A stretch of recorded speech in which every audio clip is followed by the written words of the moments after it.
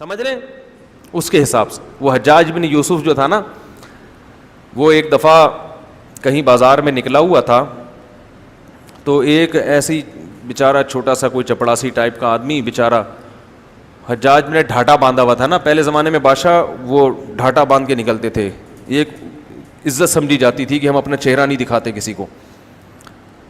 تو حجاج نے ویسے ہی یہ دیکھنے کے لیے کہ میرے بارے میں اس کی کیا رائے ہے, حجاج نے جا کے اس سے پوچھا کہ حجاج بن یوسف کیسا آدمی ہے. اس نے کہا بڑا بے غیرت آدمی ہے, بڑا ظالم آدمی ہے, ہزاروں لوگوں کو قتل کر دیا اس نے, خدا پوچھے گا اس سے, قیامت میں ملے گا, دیکھتا ہوں میں بڑی برائیاں کی. حجاج ایسا آدمی تھا کہ وہ گردن اڑانے سے کم کوئی کام, وہ تو بس تلوار نکالا اڑا دو, یہ تھا. ذرا سا کوئی اس کے خلاف بولے قتل. تو حجاج کو آیا غصہ کہ میرے خلاف بول رہا. حجاج نے ہٹایا ڈھاٹا اور کہا تو جانتا ہے میں حجاج بن یوسف ہوں. وہ بندہ بڑا ہوشیار تھا. اس نے کہا دیکھو مسئلہ, ایک منٹ ذرا بات سنو, تلوار نکالنے سے پہلے کیا ہے, ذرا بات سنو آرام سے, ذرا صبر سے.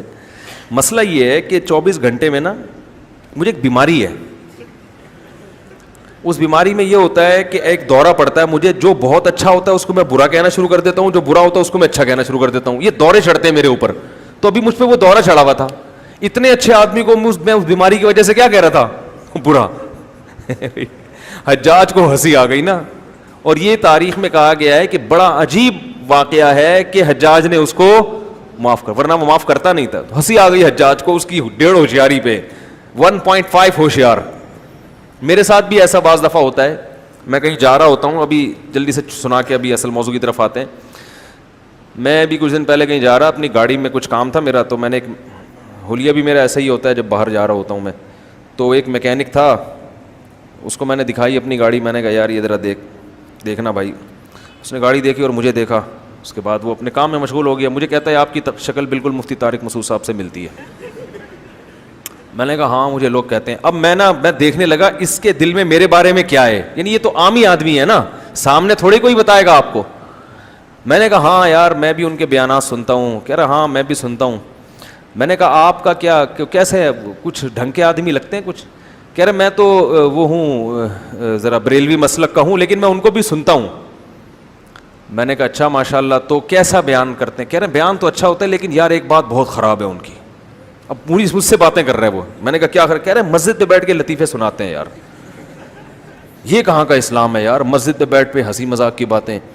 میں نے کہا چلو میں مفتی صاحب سے کبھی ملاقات ہوئی تو کہہ دوں گا کہ یار ایسا نہ کیا کریں.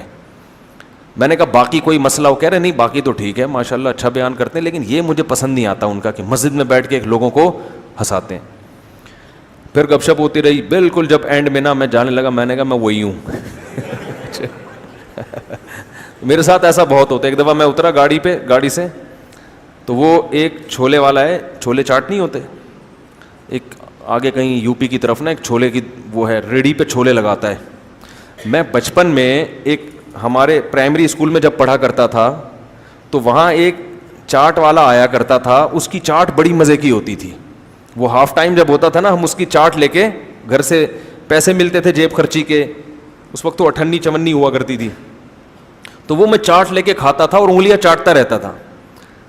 تو بالکل اس کی چاٹ کا وہی ذائقہ تھا. تو مجھے اپنا بچپن بڑا یاد آتا تھا اور وہ وہی ٹیسٹ بالکل. تو میں اپنی گاڑی کہیں کنارے پہ لگا کے نا, تھوڑا سا حلیہ بھی میرا ایسے کچھ پگڑی وگڑی نہیں, ایسا خراما گئے اور وہ پٹے پہ بیٹھ گئے نا, کیونکہ وہ بیچارے کا سیدھی ریڑھی ہے اس کی, کوئی بڑی ہوٹل تو ہے نہیں, اور بڑے ہوٹل میں وہ ٹیسٹ وہ آتا نہیں ہے, تو وہ ٹیسٹ مجھے وہیں آتا تھا. تو میں نے وہ ریڑھی سے میں نے کہا یار وہ, اور میں اکٹھے 2 لیتا ہوں, وہ اتنا مزہ آتا ہے مجھے, وہ 2 چاٹ لیتا ہوں میں. تو میں وہ پھٹے پہ آ کے بیٹھ گیا وہیں پہ.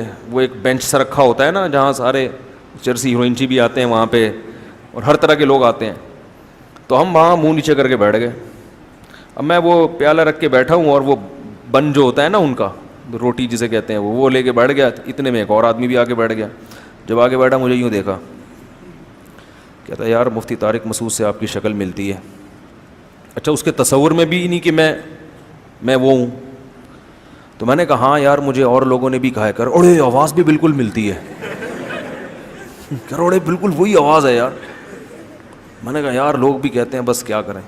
کہہ رہے اور سب سیٹ ہے. میں نے کہا وہ اس کا تصور میں بھی نہیں کہ میں, کیونکہ بہت میرے بیانات سنتا تھا وہ, تو میں نے کہا کوئی سنتے انتے بیانات. کہہ رہے ہاں میں تو بہت سنتا ہوں یار, بڑا مزہ آتا ہے یار, بڑا انجوائے. کہتے ہیں میں جب ٹینشن میں ہوتا ہوں تو ان کا بیان لگا کے بیٹھ جاتا ہوں. مجھے بتا رہے ہیں نا, کہہ رہے میں جب ٹینشن میں ہوتا ہوں نا ان کا بیان لگا. کہہ رہے دین بھی سیکھنے کو ملتا ہے, مزہ بھی آتا ہے, بڑا مزہ آتا ہے. اچھا گپ شپ ہو رہی ہے, چھولے چاٹ کھا رہے ہیں. میں نے کہا تھوڑی مرچیں ڈالنا ہے یار اس میں سے, ٹھیک ہے نا. تو میں مرچیں بہت کھاتا ہوں, کھانی نہیں چاہیے. تو جب اچھی طرح چاٹ پاٹ کر کے نا جب جانے لگا, میں نے کہا بھائی میں وہی ہوں.